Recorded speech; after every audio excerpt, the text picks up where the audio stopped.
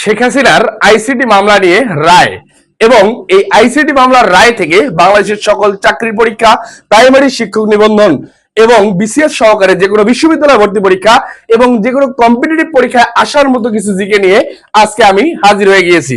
এই আইসিটি সম্পর্কে আমরা সবাই ইনফরমেশন অ্যান্ড কমিউনিকেশন টেকনোলজি সম্পর্কে জেনে আসছি, but the fact is that এই আইসিটি কিন্তু আরেকটা পূর্ণরূপ আছে, সেটা হচ্ছে ইন্টারন্যাশনাল ক্রাইমস ট্রাইব্যুনাল।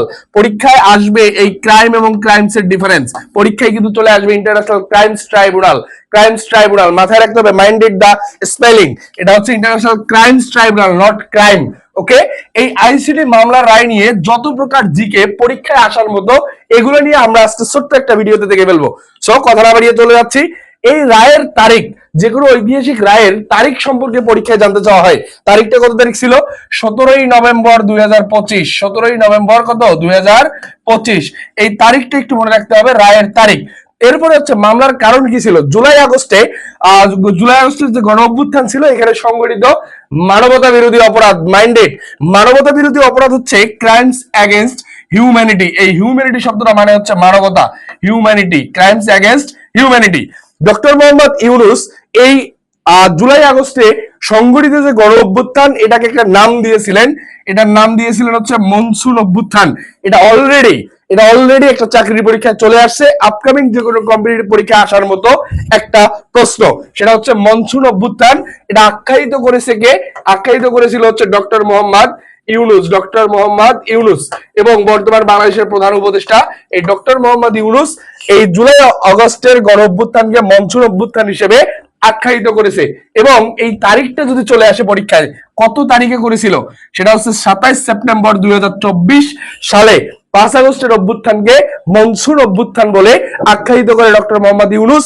অলরেডি একটা চাকরি পরীক্ষায় চলে আসছে, আপকামিং যে কোনো পরীক্ষায় খুবই আসতে পারে, খুবই। এরপরে বর্তমানে আজকে যে আমাদের আইসিটি মামলার রায়টা হলো, এই ট্রাইব্যুনালের প্রধান বিচারপতি ছিল গোলাম মর্তুজা মজুমদার। রায় প্রদান করে আন্তর্জাতিক অপরাধ ট্রাইব্যুনাল 1, মাইন্ডেড, আন্তর্জাতিক অপরাধ ট্রাইব্যুনাল 1। এরপরে হচ্ছে মামলার মোট আসামি ছিল 3 জন, শেখ হাসিনা, সাবেক স্বরাষ্ট্রমন্ত্রী আসাদুজ্জামান খান কামাল এবং সাবেক আইজিপি চৌধুরী আব্দুল্লাহ আল মামুন। এই চৌধুরী আব্দুল্লাহ আল মামুন এই ব্যক্তির নাম মনে রাখতে হবে এই কারণেই, কারণ তিনি এই মামলায় রাজসাক্ষী হিসেবে ভূমিকা পালন করেছে। মামলার রাজসাক্ষী পরীক্ষায় খুবই আসার মতো। মামলার রাজসাক্ষী কে ছিল? চৌধুরী আব্দুল্লাহ আল মামুন, ইনি সাবেক আইজিপি ছিল। শেখ হাসিনা সরকারের পতন হয়েছিল আমরা জানি 5 আগস্ট এবং অন্তর্বর্তীকালীন সরকার গঠিত হয়েছে 8 আগস্ট 2024।